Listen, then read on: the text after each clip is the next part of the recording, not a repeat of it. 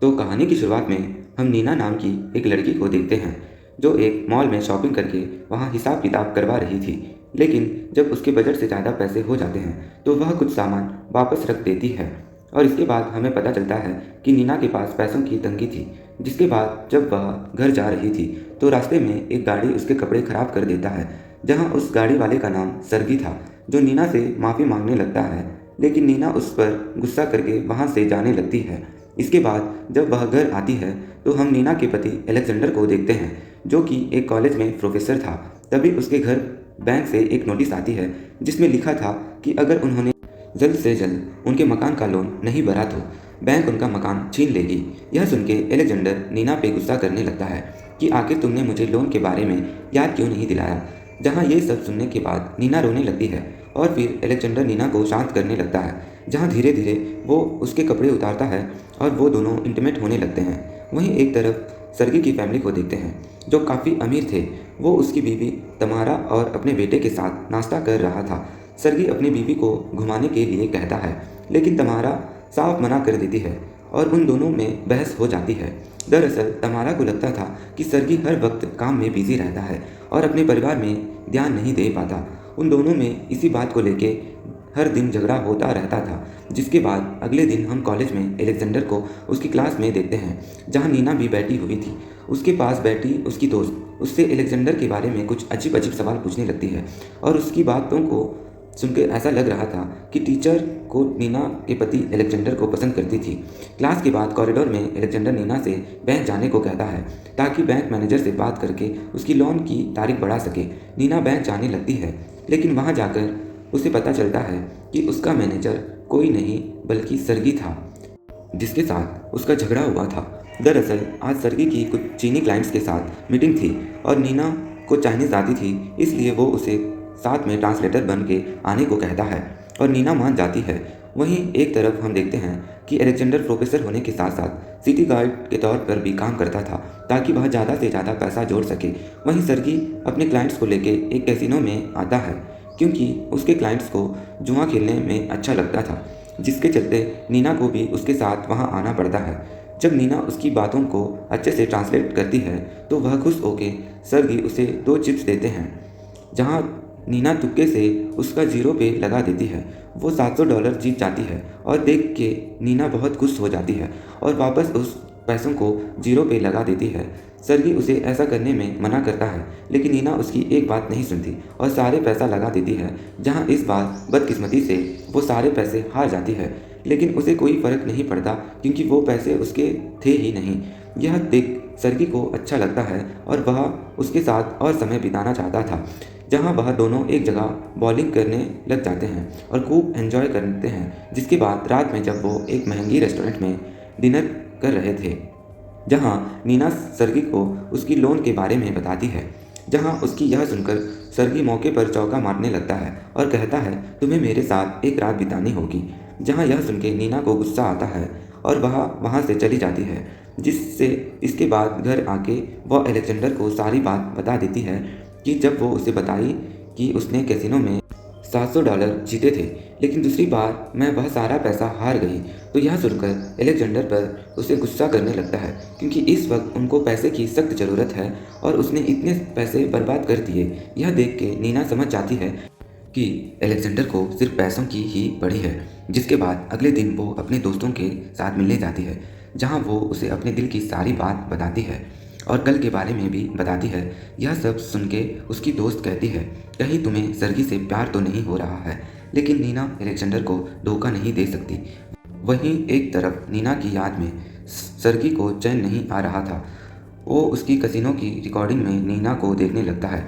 एक तरफ अलेक्जेंडर पैसे कमाने के लिए काफ़ी मेहनत करने लगता है और एक दिन में 12-12 घंटे काम कर रहा था, लेकिन तभी उनको बैंक की तरफ से एक आखिरी चेतावनी आती है और उसमें लिखा था कि उन्होंने लोन नहीं चुकाया तो घर को छीन लिया जाएगा। यह सब देख अलेक्जेंडर को भी परेशानी हो जाता है और उसे देखकर नीना भी परेशान हो जाती है, इसलिए उसे सर्गी का ख्याल आने लगता है। लेकिन अगर उसकी मदद चाहिए तो उसे एक रात उसके साथ गुजारनी होगी। यह आखिरकार कोई रास्ता ना होने की वजह से नीना सर्गी को कॉल करती है और मान जाती है, जिसके बाद अगले दिन वह दोनों एक होटल में मिलते हैं जहां सर्गी इसके बदले उनकी लोन को भरने के लिए उन्हें 3 महीने का टाइम और दे देगा। सुन के नीना उसके साथ साथ एक कमरे में जाती है जहां सर्गी उसके साथ सोने के लिए उसे फोर्स नहीं करता, जहां नीना जल्दी सर्गी को खुश करने लगती है और उसके साथ इंटीमेट होने लगती है। और फिर काम खत्म होते ही नीना वहां से चली जाती है। घर आके एलेक्जेंडर उसे बताता है कि बैंक वालों ने उनको और समय दे दिया है, उनके किस्त भी कम कर दी है। इन सब चीज़ों से वह बहुत खुश होता है। वहीं एक तरफ जब सर्गी घर आता है तो तमारा और उसके कपड़े में से लेडीज़ परफ्यूम की खुशबू आती है और उन दोनों में झगड़ा होने लगता है। अगले दिन नीना कुछ भी बोल नहीं रही थी क्योंकि अभी भी वह कल रात के ख्यालों में डूबी थी। तभी उसे सर्गी का कॉल आता है और उससे मिलने चाहता है, लेकिन नीना उसके साफ मना कर देती है। जहाँ नीना से नहीं रहा जाता और उसे होटल में चली जाती है जहाँ सर्गी उसका इंतजार कर रहा था। एक बार फिर वो दोनों इंटीमेट होने लगते हैं। फिर अब वो दोनों हर हफ्ते मिलने लगते हैं और नीना सर्गी से मिलती है और वो उसे नहीं मिलता और ऐसा ही कई हफ्ते बीत जाती है। इन दोनों को मिले हुए दरअसल सर्गी का बेटा बीमार था, जिसके चलते वह कहीं नहीं जा पाता। एक तरफ नीना सर्गी के लिए पागल हो रही थी। जब भी किसी का कॉल आता है तो उसे लगता था कि सर्गी का है। जहाँ अपनी बीवी की ऐसी हालत देख एलेक्जेंडर भी परेशान हो जाता है और उसे एक अस्पताल में डॉक्टर को दिखाता है और कहता है, देखिए एलेक्जेंडर नीना की काफ़ी केयर करने लगा। और लेकिन जब एक दिन वो उसके साथ इंटीमेट होने की कोशिश करता है तो नीना गुस्सा हो जाती है और उसे कहती है कि मेरा अफेयर चल रहा है। यह सुन के एलेक्जेंडर पर गुस्सा आ जाता है और नीना को घर से निकाल देता है। जिसके बाद रात में नीना सर्गी को कॉल करती है और उसे अपने पास बुला के सारी बातें बताती है। सर्गी के पास पैसों की कोई कमी नहीं थी, इसलिए वो उसकी मदद करने को मान जाता है और उसे एक नया अपार्टमेंट दे देता है।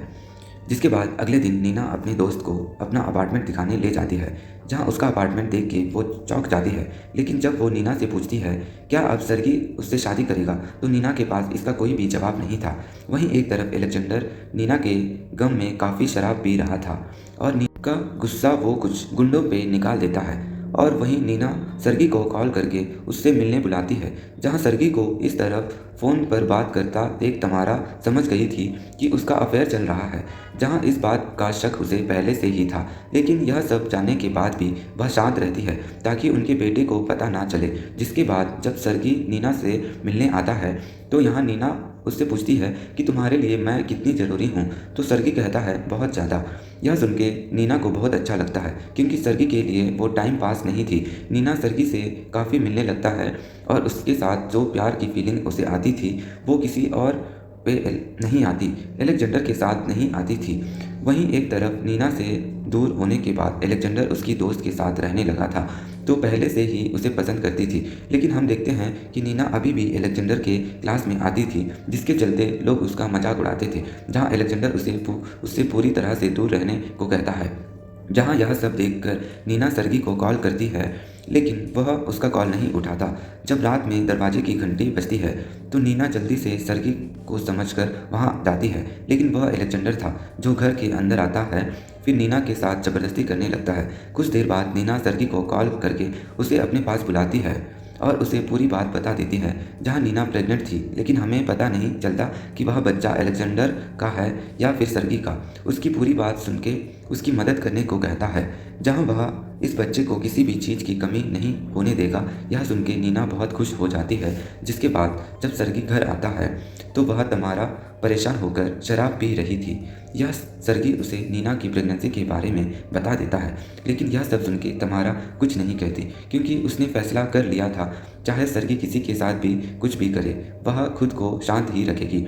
वहीं एक तरफ सर्गी एलेक्जेंडर के पास कुछ गुंडे भेजता है और उसकी पुंगी बजाते हैं।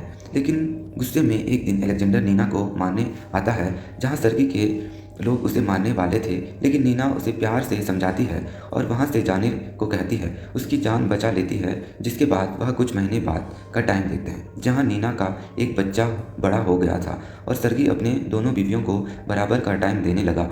सर्गी तमारा के साथ घूमने जाने का प्लान बना लेती है, लेकिन नीना उसे कैसीनो करके सर्गी के साथ एक मीटिंग में चली जाती है, जहां उसके सामने एलेक्जेंडर आ जाता है। और जब नीना उसके साथ बात करने लगती है तो हम देखते हैं कि वह अभी भी नीना से पहले जितना ही प्यार करता था। यह देख के नीना उसे अपने साथ कमरे में आने को कहती है जहाँ वो दोनों इंटीमेट होते हैं और यहाँ अलेक्जेंडर उसे वापस आने को कहता है, लेकिन नीना साफ मना कर देती है क्योंकि वो सर्गी के साथ बहुत खुश थी। अगर वो चाहे तो उसके साथ इसी तरह मिली सकती थी। यह सुन के अलेक्जेंडर मान जाता है।